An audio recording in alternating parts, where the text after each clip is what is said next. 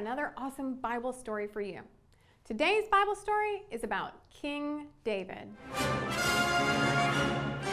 He was a pretty famous guy. David was chosen to be the next king of Israel when he was just a young man watching over flocks of sheep. God had promised that David would one day be king. But in the meantime, King Saul still ruled Israel. Saul was jealous because David won battles and was very popular with the people. So Saul kept trying to capture or hurt David. As a result, David and his men spent most of their time living on the run. They had to move around a lot and hide from King Saul and his armies. It wasn't easy for David, but if he wanted to stay alive long enough to become king, he had to stay on the run from King Saul. One day, David and his men went down to the desert of Paran. They traveled near the land of a wealthy man named Nabal. Yes, that's right. There's another villain in the story. Nabal was very rude and mean, but he had a very wise and intelligent wife named Abigail. At first, Nabal's servants weren't sure what to think about David and his men.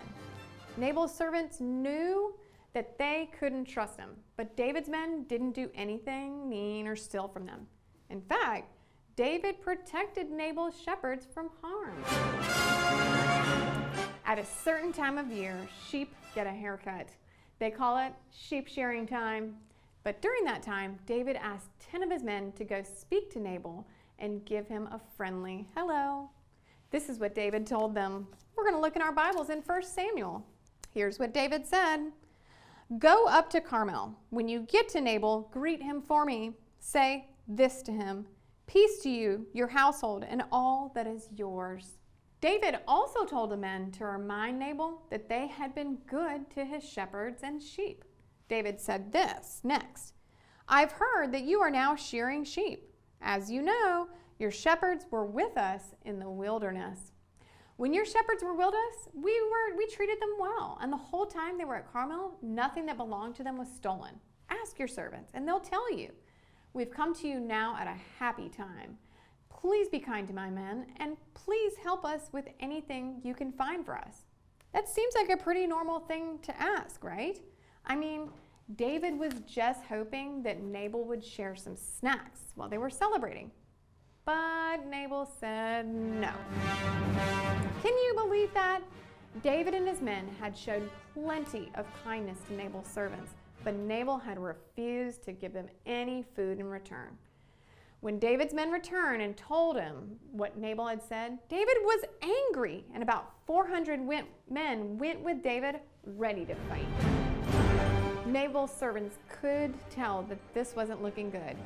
So a servant warned Nabal's wife, Abigail, about what Nabal had done. Abigail knew that she had to do something to help. Maybe if she made a gift for David, she could go and smooth things over before things got really crazy. So Abigail didn't waste any time. She gathered supplies and loaded them on donkeys. She gathered bread, cakes, wheat, and grain. And she told the servants to go ahead to David and his men and that she would follow them. When Abigail finally saw David and his men, they were marching through a mountain valley. Remember, they were very angry, and she could tell that they were ready for a fight. Abigail got off her donkey and bowed before David. She then took the blame on herself. Here's what she said, and this is in 1 Samuel chapter 25. It says, "Please, my master, pay no attention to this despicable man, Nabal. He's exactly what his name says he is. His name means fool, and he is foolish. But I myself, your servant, didn't see the young man that you, my master, sent. I pledge, my master, as surely as the Lord lives, and as you live, that the Lord has held you back from the bloodshed and taking vengeance into your own hands. But now let your enemies and those who seek to harm my master be exactly like Nabal." Everyone was watching what David would do next. Nabal had insulted him, but Abigail had shown incredible kindness and honor to him. Would that be enough to keep the peace? Let's see. This is what she says next. "Please forgive any offense by your servant.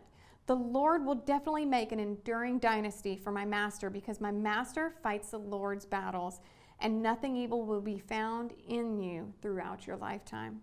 When the Lord has done for my master all the good things that he has promised you and has installed you as Israel's leader, don't let this be a blot or burden on my master's conscience, that you shed blood needlessly, or that my master took vengeance in his own hands. When the Lord has gone for my master, please remember your servant. So Abigail stood there waiting to see what David would say. And after a moment, he smiled.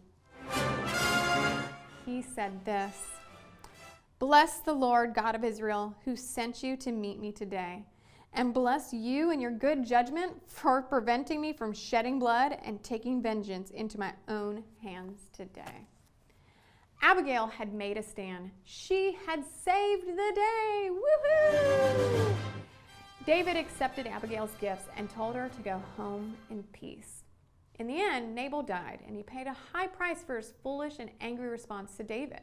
But God blessed Abigail. She had chosen to work to make peace. Abigail understood this: you can show you care about others by being a part of the solution. Abigail wasn't the one who caused the problem. She wasn't involved in the fight, but she got involved so that she could make peace. She chose to be a part of the solution. Way to go, Abigail! And we can see through her example that God can work through each of us to make peace with other people too. Remember, we have the best example of this in Jesus. Jesus loved people so much that he gave his life for us. And we can follow his example and find a solution to what is wrong, even if we're not involved in the argument. If a couple of friends are arguing, maybe you can calm the situation down and provide some solutions.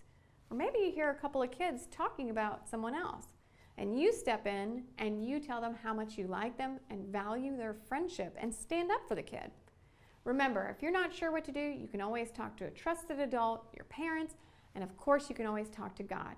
And they can help you think of ways to step in and make peace. Until next time, friends, bye!